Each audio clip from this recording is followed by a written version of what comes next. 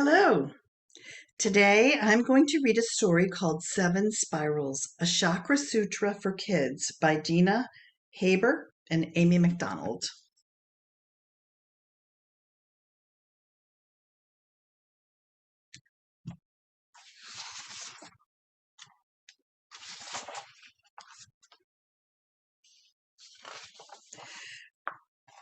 Root Chakra. Rowan woke up too early one morning, a little cranky and just this side of grumpy. Finally, I'm finished with all those chores, she thought, picking up a nice shady spot under her favorite tree. Rowan did love being outside. What she didn't know was that Tree loved her being there too. So much so, in fact, that when Rowan sat very still and made her mind very quiet, she could hear Tree do something that was very rare. She spoke. "Mornin', darlin'," Tree said. "The sun is rising and it is such a sweet and lovely day. My roots are just dancing." Rowan was startled, but only for a second. She laughed and thought a little. "I wish I had roots, Tree. Then I wouldn't have to run around and do chores all the time." "Well, you most certainly do have roots," said Tree. Rowan looked up, not at all sure what Tree was talking about. "What do you mean?" Rowan asked. Tree mulled it over for a moment. "Let me think how I can tell it to you, child, so you'll understand. Did you have a good breakfast this morning?" "Sure did." "Did you sleep in a nice, comfy bed last night?" "Yeah," Rowan remembered. "I love my bed." "Well, sounds to me like you've got everything you need. So what worries have you got, little one?" Rowan smiled, and she knew the tree was right.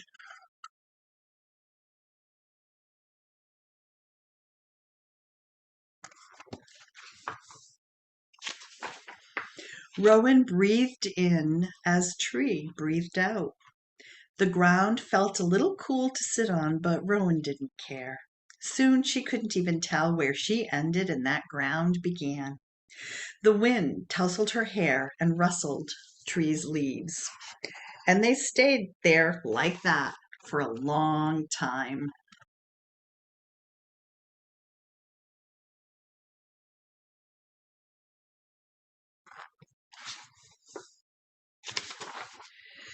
Sacral chakra. That same morning, as the sun was peeking up, someone else was peeking too. That'd be Rowan's little brother, Sam. He had started his day with a scrumptious breakfast of crispy toast dripping with golden honey. He licked his lips just remembering that delicious stuff. But no time for more. He had important matters to attend to. Sam ran as fast as he could toward the barn, gulping fresh, clean lungs full of air. He loved going so fast. Soon he found what he was looking for. There it was, the blue jay's nest he had been watching for weeks. He peered into the nest. Would there be any change? You'd better believe there was. The eggs had hatched. Sam gazed with wonder at the tiny chicks hungrily waiting for their mama to bring their wormy breakfast. Smiling at that gross thought, Sam heard something, a faint buzzing. Was there a beehive somewhere up in the rafters? Then he noticed a mama cat happily curled up in the sun as her babies had their breakfast. It seemed mamas and their babies were everywhere, and the whole barn was buzzing with life that morning.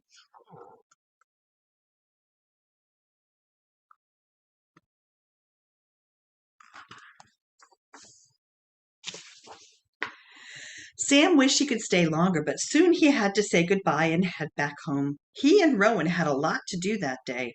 First up was a show at the community center starring one of their best friends, Nadja.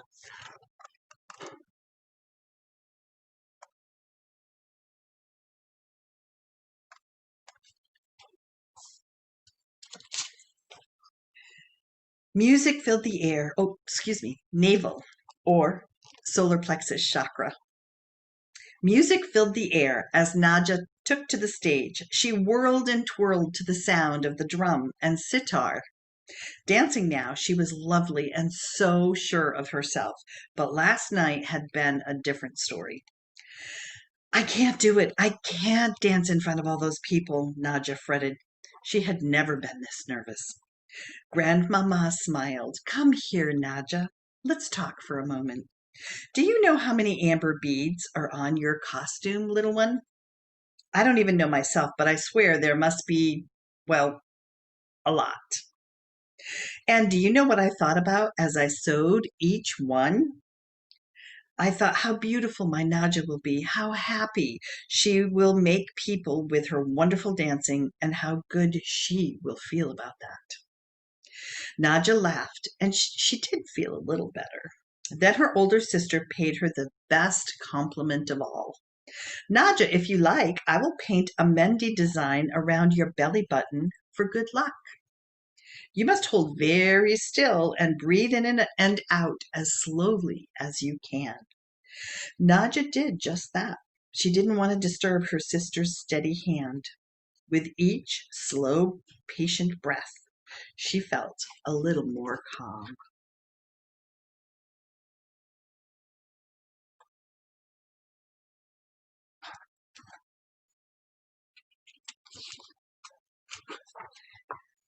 Finally, when Nadja's mama and papa kissed her and told her how proud they were, she knew she would be able to dance. And dance she did.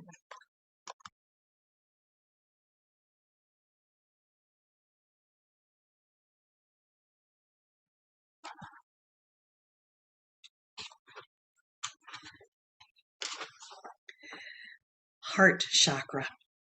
Walking home from the performance, Henry and his friends noticed something that stopped them in their tracks. Their neighbor, Mr. Randall, was raking leaves and having a very hard time of it. Henry remembered that the older man's back sometimes hurt. Hey, Mr. Randall, can I give you a hand?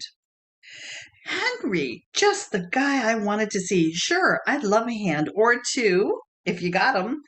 Henry laughed. He and Mr. Randall always got each other's jokes. Henry's friends agreed to help too. Together, they finished those leaves in no time flat. Later, Mr. Randall served them all tea. Mrs. Randall served them all tea and her special lemon cookies. Thank you so much, she said to them all. Henry, you are a good friend to us. Don't know what we'd do without you. Henry smiled. He thought the Randalls were great friends too, and he liked listening to their stories of days gone by. It made him feel good to help his friends, and the cookies weren't bad either.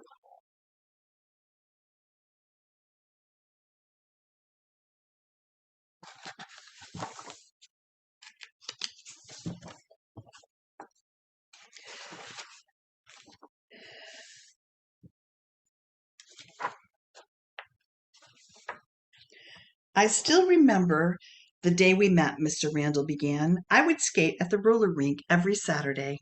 And so did I, continued Mr. Randall, and I noticed she always wore cute little red pom-poms on her skates. I asked her to skate with me, but she wouldn't. Oh, go on, Mrs. Randall laughed. It's true. You wouldn't, Mr. Randall laughed, but I kept at it. When she finally did agree to skate with me, I almost fell and dragged her down with me. She didn't mind, though. She was in love with me already, you see.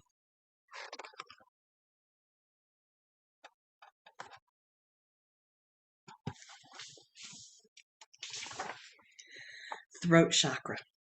That evening, the camping trip they'd all been looking forward to was finally happening.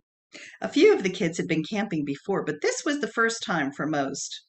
As Thomas and his dad hiked up the trail back to their campsite, they heard a gray owl singing softly to a brown one high up in the trees. Can they really talk to each other, Dad? Thomas asked, pointing to the owls. Sure, said Dad. All creatures talk in some way. What do they eat?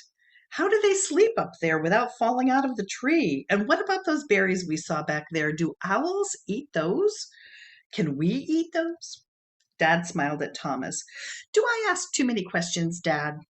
Nope, Dad laughed. You ask just the right number of questions.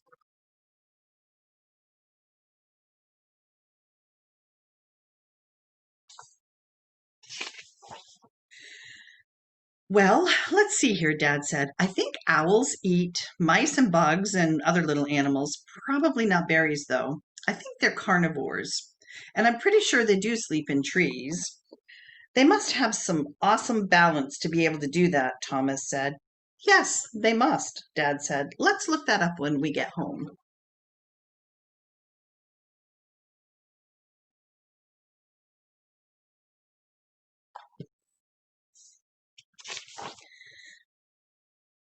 Third eye chakra. The next day, the kids discovered something. There was a lake next to their campsite, and that's just what Fiona was running toward as she bounded away down the hill to meet her friends. Or were they? For a moment, they looked somehow different. Was that Naja or a sneaky wood troll? Henry or the world's most death-defying trapeze artist? Soon, two samurai, also known as Rowan and Sam, began to circle each other in a battle for honor, justice, and the last cookie in the cooler. Down at the lake's edge, something was happening. It rises, shouted Fiona as the wind kicked up and the surface of the lake was disturbed by ripple after ripple. There's a loch monster in there, all right. It's been sleeping for 4 million years and it just woke up. Her friends looked at each other with gleaming eyes and made sure they were battle ready. There's no way to tell if it's friend or foe just yet, yelled Fee. Best be on your guards.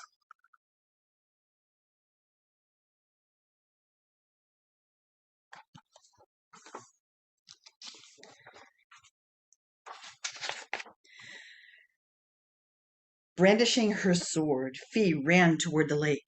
After all, she had always wanted to be a knight.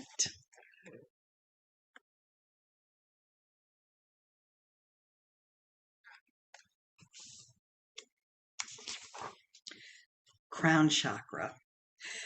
Later that night, much later than they were usually allowed to stay up anyway, Casey and the other campers were tired and happy.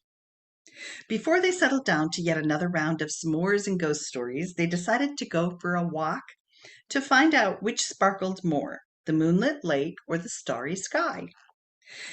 Casey closed her eyes and just listened.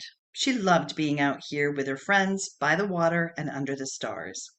Out here, stuff like math tests, clothes, arguments with her sister, they just didn't seem to matter.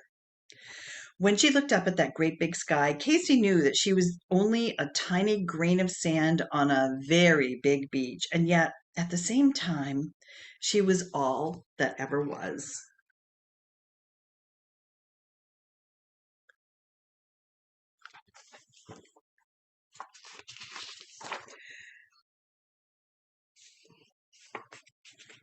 So I have a page here with the campers lying on the ground, and there are questions up in the sky. Who made the stars? Why are we here? Have we lived before? Is anybody up there? And Om.